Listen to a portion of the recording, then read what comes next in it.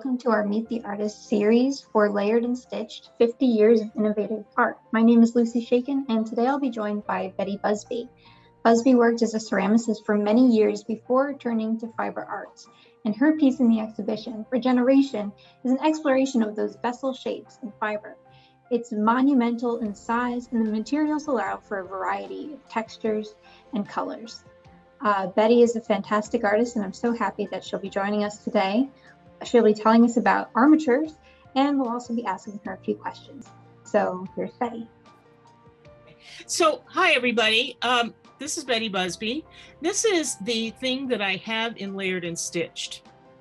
I majored in ceramic sculpture in college, and when I started to do fabric sculpture, I wanted to retain the plasticity and the movement of the material rather than trying to make things that are very stiff and angular.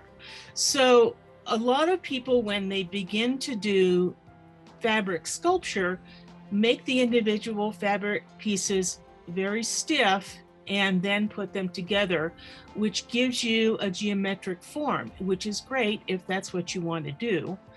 But I have another kind of material that I use that is a heat shapeable batting that you can use to retain the fluidity and curviness of your fabric. As you can see in this piece, which is about 5.5 feet tall, it's curved smoothly from the top to the bottom.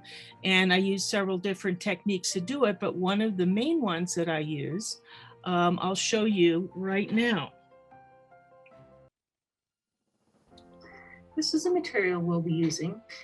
It's called Foss Shape 300. It will be available from eQuilter, which will ship internationally, so everybody should be able to get a hold of it. It's a synthetic that you can use just like any other kind of batting, but it has unique property of stiffening up after it's heated. So I took it and used it as a batting in this little small quilt, and I'm going to use a steamer to steam it and heat it up so you can see what happens. It will shrink and stiffen. It doesn't get all the way hard. It gets self-supporting. I call it, it's almost like cartilage. It's still flexible. You can still sew through it, but it will be much stiffer. So watch what happens when I steam it. I'm going to put it over this cardboard tube, and it will retain the round shape after it's steamed. So I have the steamer. And you can see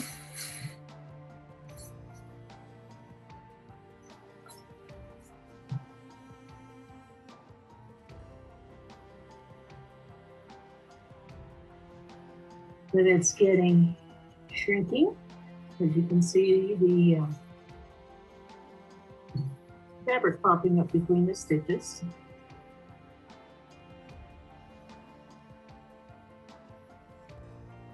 And you can shrink it by degrees. You don't have to shrink it all the way. You can shrink it a little bit.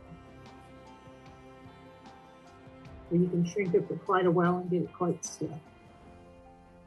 But I'm just going to do this to show you the difference between the stiffened state and the unstiffened state. And this gives you a lot of flexibility as far as forming curved shapes easily. So there it is. It's holding the shape. And once it cools off, it will be self-supporting. Now, having a background in ceramics, the first thing that you learn to make on a potter's wheel are cylinders. And it's really just like learning the scales when you learn how to play the piano. So I started off making tons and tons of cylinders. So here's a variety of things that I made. And then I branched off into other forms. Here's a couple of other ways to use the material.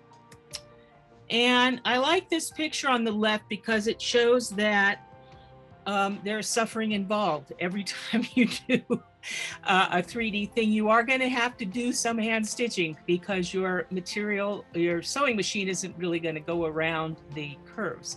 So I am hand stitching the lip on this piece, which is made with Foshape and has an additional interior support to hold it up. So that is, here's the blurb from the website. Again, you can get this from eQuilter and it's shippable everywhere. Well, one question that I have for you, and that I'll be asking a number of the artists in the exhibit, because a lot of you are teachers, and you in particular are just like super generous with sharing your techniques, and you see people making work with those techniques. So how does that make you feel? What do you think about that? I love that. As a matter of fact, I just went out to Ohio and got there a day ahead. So I just had to do a little workshop with this, and everybody made things with this in one day, and it was very satisfying. I love to see their creativity, and I love seeing the flexibility of what people think up to do with this. You've been doing this work for quite a while now, this type of 3D work. How has it evolved over time? That's a really good question. I showed you the cylinders that I started off with. I've also used the Foshape just by itself, which you can do. You can stiffen it and then cut it and paint it and layer it and use it, alone without fabric on the top to make other kinds of structures. So there's that. So it's continuing on. I added the bits and bobs. You can see where I took the cylinders and started curving them and adding handles and lids. And I've also made sculptures with pieces sticking out of it. So there's lots and lots of, different things that I tried with it. Is there like a symbolism or a meaning that you feel with the vessel form, or is it really just about the shape and the structure for you? Well, that's another really good question. When I was in school, we learned to worship the ancient Asian pottery forms. And one of my things that I did several years ago is called tribute, because, as I said, we're standing on the shoulders of giants. And I'm kind of referring back to my training and referring back to my school days when I was thinking about turning 60 a couple of years ago. I decided it was going to be the new 20. What do you like best about the creative processes in your work? I am very privileged to be able to do it full time. I'm actually semi-retiring from teaching because I found out that during the last year, I love staying home. I love hanging out with the pets all day. I love being able to make what I want. And that is as I said, it's a privilege. It's to be able to do that. A friend of mine died last week, and, she's talented and full of life and everything. And I just really, the only way that I could feel to express my grief was to make a piece. So I just took out a big piece of material and started painting it. I'm stitching on it now. It's going to take quite a while, but it's a way that was important to me to express my feelings. You have a really strong, I would say iconic personal style in your work.